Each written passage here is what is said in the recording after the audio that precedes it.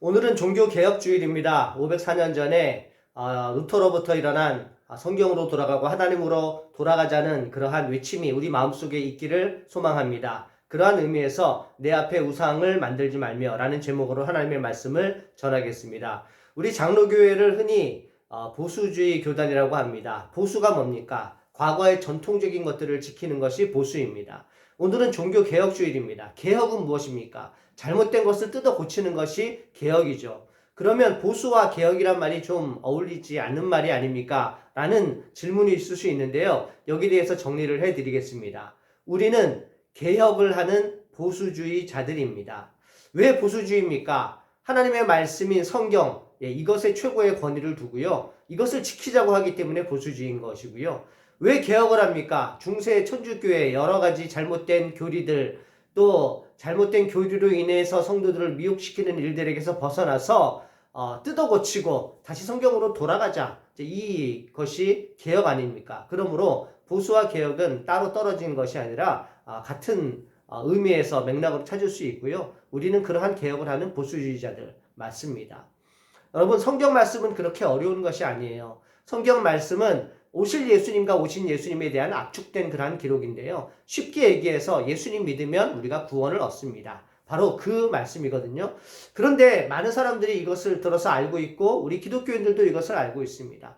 그런데 자꾸 이 말씀을 알면서도 우리가 믿음이 떨어질 수가 있고요. 그 다음에 하나님의 존재에 대해서 의심할 수가 있고 또 하나님에 대해서 부정적인 생각을 할 수 있는 것은 하나님이 당장 눈에 보이지 않기 때문입니다. 우리가 살아있는 동안 하나님을 볼 수 없기 때문이에요. 믿음만을 가지고 또 성경에 나타난 그 기록만을 가지고 하나님을 믿어야 되는데 이 믿음이 자꾸 떨어질 때 그때 우리는 하나님을 의심하게 되는 것이죠.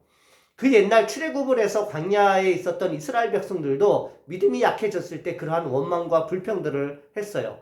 모세는 십계명을 받으러 시내산에 올라갔고요. 그 밑에 있던 백성들이 모세가 내려오지 않자 무엇을 만들었습니까? 금송아지, 우상을 만들었어요. 기록을 보겠습니다. 출애굽기 32장 1절 말씀입니다.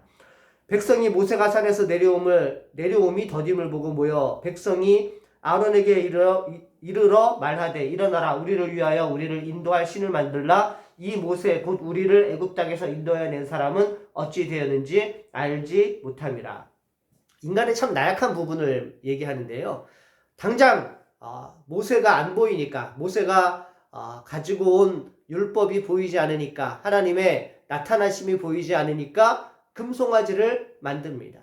그래서 이 금송아지 사건과 맞물려서 하나님은 십계명을 우리에게 주시는데 그 가장 중요한 앞에 두 계명이 바로 이러한 계명입니다. 출애굽기 오늘 본문의 3절과 4절 말씀 보십시오. 너는 나 외에는 다른 신을 내게 두지 말라. 너를 위하여 새긴 우상을 만들지 말고 또 위로 하늘에 있는 것이나 아래로 땅에 있는 것이나 땅 아래 물속에 있는 것에 어떤 형상도 만들지 말며. 우상은 부어 만든 신하고 새기는 신이 있어요. 붓는 것은 틀을 만들고 금이나 은이나 뭐 철 같은 것을 부어가지고 그렇게 만드는 것이 부어 만든 우상. 새긴 우상은 나무 같은 것이나 자연으로 되어 있는 광물을 이렇게 긁어가지고 새긴 우상. 붓는 것보다는 새기는 우상이 훨씬 많겠죠. 그래서 새긴 우상이 과거부터 훨씬 많았습니다. 너희는 새긴 우상을 만들지 말고 가장 그 당시 보편적으로 있었던 우상과 더불어서 어떠한 형상이든지 하나님을 대체할 만한 어떤 형상도 만들지 말아라. 이것이 하나님이 우리에게 주신 첫 번째와 두 번째 중요한 계명입니다. 그러므로 어떠한 형상을 만들어 놓고 그것을 섬기는 사람은 하나님을 섬기는 사람이 아니에요. 마치 하나님 같은 형상을 만들고 섬긴다고 하더라도 그것은 우상이 되는 것입니다. 하나님의 형상을 만들고 난 이것이 하나님이야 라고 믿는 사람이 있다면 그 사람은 하나님을 섬기는 사람이 아니라 우상을 섬기는 사람입니다. 그런 의미에서 천주교에서 성상 숭배를 하는 것은 매우 잘못된 것입니다. 마리아상을 만들어 놓고 혹은 예수님상을 만들어 놓고 그 상 앞에서 성호를 긋고 기도하는 것 하나님이 원치 않으시는 것입니다. 왜냐하면 하나님은 보이시는 분이 아니시기 때문입니다.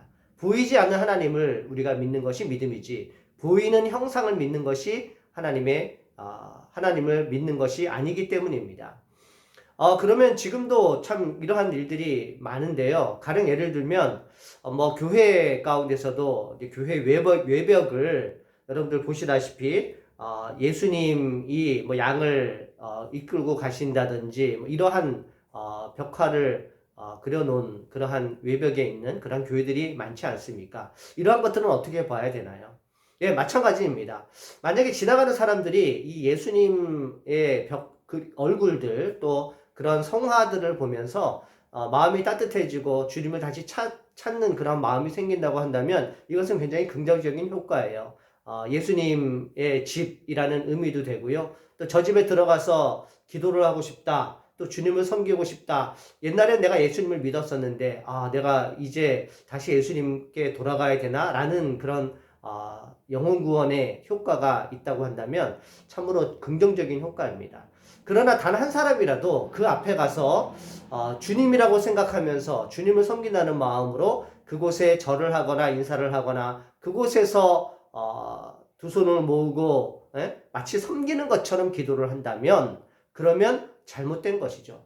이 순수한 그러한 목적을 넘어서는 순간부터 그것은 우상이 될 수가 있는 것입니다. 유다왕 히스기야가 종교개혁을 할 때 모든 산당과 그리고 이방신들을 다 부셨거든요. 근데 한 가지 놀라운 것을 발견을 했습니다. 그것은 모세 때부터 있었던 그 놋뱀이 아직도 존재했다는 것과 많은 사람들이 그것을 여전히 섬기고 있다는 것을 발견했을 때였어요. 열왕기하 18장 4절 말씀을 보십시오. 그가 여러 산당들을 제거하며 주상을 깨뜨리며 아세라 목상을 찍으며 모세가 만들었던 놋뱀을 이스라엘 자손이 이때까지 향하여 분향함으로 그것을 부수고 누후수단이라 일컬었더라. 광야는 주전 1400년대 시대고요. 히스기야는 주전 700년대 사람이거든요. 그러면 간격이 무려 700년이나 있었습니다. 광야에서 이스라엘 백성들이 하나님을 참 불순종해서 불뱀들에게 물려 죽었는데 모세에게 하나님께서 명령해서 놋뱀을 높이 들라, 세워서 들라 이렇게 명령하셨거든요. 이 놋뱀은 마치 십자와 같은 것입니다. 십자가처럼 그것을 바라보는 사람은 살게 되는 것입니다. 그래서 그것을 바라보고 많은 사람이 살았어요. 그럼 그것으로 끝났어야 됩니다. 그러나 그 이후에 이스라엘 백성들이 700년 동안 그것을 섬김으로 그것이 원치 않게 이스라엘에게는 우상이 되었고 히스기야가 이것을 보고 분을 내어서 그것을 깨뜨려서 놋조각, 누후수단이라고 불렀다는 것입니다. 마찬가지로 예배당 안에 십자가가 오르냐라는 논쟁이 있습니다. 강단 뒤에 이제 많은 교회들이 십자가를 이렇게 세워놨는데 이것도 우리 합동총회에서는 이제 금지를 했었고요. 많은 교회들이 달지 않습니다. 저는 개인적으로 십자가는 참 우리 기독교를 상징하는 중요한 그러한 징표라고 생각을 해서 십자가가 교회에 있는 것이 그렇게 불편하지 않습니다. 그러나 그 십자가도 마찬가지예요.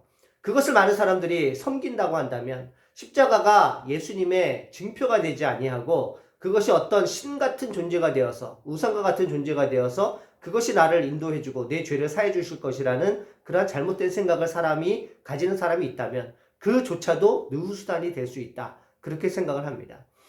우리 한국 교회에 참 많은 좋은 일들도 있고 또 없어져야 될 일들도 참 많은데요. 그 중에 우려할 만한 한 가지 말씀을 좀 드렸으면 좋겠습니다.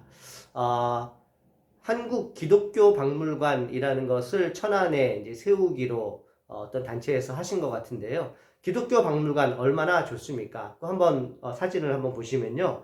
한국 기독교계 이제 수건 사업이라고 합니다. 부지 면적이 16만 평이나 되고요. 롯데월드보다 약 4배 큰 규모로 지어지는데 여기에 이제 노아의 방주, 성서박물관, 뭐 다목적 예배홀 이런 것들이 계획된다고 합니다. 뭐 실현될 수 있을지는 모르겠지만 그것은 참 좋은 거잖아요. 그래서 이것이 구심점이 되어서 한국 교회가 세계에 알려지고 또 이것을 통해서 여러 가지 행사를 할 수 있고 또 여러 가지 좋은 영향력을 미칠 수 있다고 생각하는데요. 한 가지 좀 우려할 만한 점이 있습니다. 영상을 한번 잠깐 보고 다시 말씀드리겠습니다.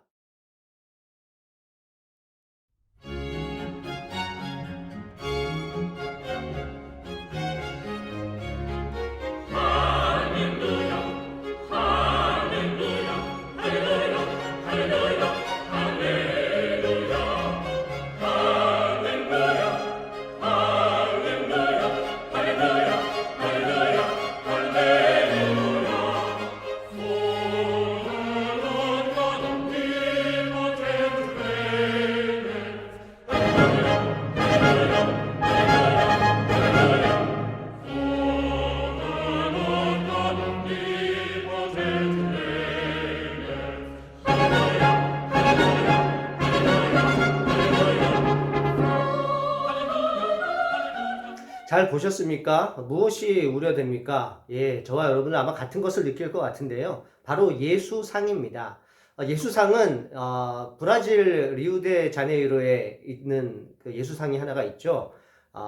사진 한번 보십시오. 1930년대에 건축되었는데 약 30m의 높이라고 합니다. 그런데 새로 건립될 예수상은 그것보다 한 3배 가까이 되는 90m가 되는 큰 예수상인 것입니다. 우리나라가 최고의 예수상을 건립했다. 이것이 자랑이 될 수 있을까? 저는 기독교 박물관이란 그 취지가 참 좋다고 생각을 하고요. 또 뭐 노아의 방주도 참 좋고 또 다목적 예배홀도 참 좋고 여러 가지 참 좋은 일이 많지만 만약 이것이 실현된다고 한다면 예수상은 하지 않았으면 좋겠습니다. 왜냐하면 많은 분들이 그것을 좋은 취지로 만들었을지라도 분명히 그 가운데 가서 그것을 섬기는 사람이 생기지 않겠습니까? 전 세계 많은 사람들이 관광을 와서 그 앞에서 브라질에 있는 그 예수상을 앞에서 기도하는 것처럼 그 앞에서 또 기도하지 않겠습니까? 하나님 보시기에 좋지 않은 것이라고 생각을 합니다. 하나님의 명령은 단순합니다. 하나님을 잘 섬기고 하나님의 명령대로 섬기는 자에게는 복을 주시고요. 그렇지 않은 자에게는 벌을 내려주세요. 오늘 본문 마지막 말씀 중에 5절 말씀 보십시오. 어떤 형상도 만들지 말며 그것들에게 절하지 말고 그것들을 섬기지 말라. 내 하나님 여호와는 질투하는 하나님인즉 나를 미워하는 자의 죄를 갚되 아버지로부터 아들에게로 3, 4대까지 이르게 하거니와 우상을 만들고요. 그걸 섬기는 사람 직접 형벌을 내리시는데 3, 4대까지 이르게 하시겠답니다. 그러나 하나님을 잘 섬기는 자도 복을 받는데요. 그 다음 절인 6절 말씀. 나를 살아가고 내 계명을 지키는 자에게는 1000대까지 은혜를 베푸느니라. 악인에게는 3, 4대까지의 벌이 있지만 우리 인자하신 하나님, 의인에게는 1000대에 이르는 큰 복을 내려주신다고 약속을 했습니다. 사랑하는 성도 여러분, 단순하게 생각합시다. 예수님 잘 믿으십시오. 예수님을 잘 믿고 하나님의 말씀대로 살아가는데요. 그 말씀에서 벗어나지만 않으면 됩니다. 우상을 섬기지 마 그랬으면 우상을 섬기지 않으면 되는 것이고요. 어떤 형상이라도 만들지 마 그랬으면 만들지 않으면 되는 것입니다. 단순하게 그리고 주님을 사랑하는 마음으로 단순하게 섬기십시오. 주님의 은혜가 넘쳐날 줄로 믿습니다. 복이 자손 대대에 이룰 줄로 믿습니다. 사랑하는 영광교회 모든 성도 여러분, 종교개혁주의를 맞이하여서 성경으로 돌아가기를 소망합니다. 하나님의 말씀으로 돌아가기를 소망합니다. 이 은혜가 여러분들과 여러분들 가정에 넘쳐나기를 주님의 이름으로 축복합니다. 하나님 아버지 감사합니다. 하나님을 섬기지 못해서 망한 사람들을 보았고 하나님의 형상을 또 만들면서 그것을 우상으로 섬겨서 하나님의 영광에 이르지 못하는 사람들을 저희들이 봅니다. 하나님 그러한 자들 되지 않도록 인도하시고 하나님의 명령을 그대로 받아서 잘 지켜 행함으로 하나님이 주신 복을 만대까지 받아 누리는 저희들 될 수 있도록 은혜를 더하여 주시옵소서. 이 모든 말씀 살아계신 예수님의 이름으로 기도합니다. 아멘.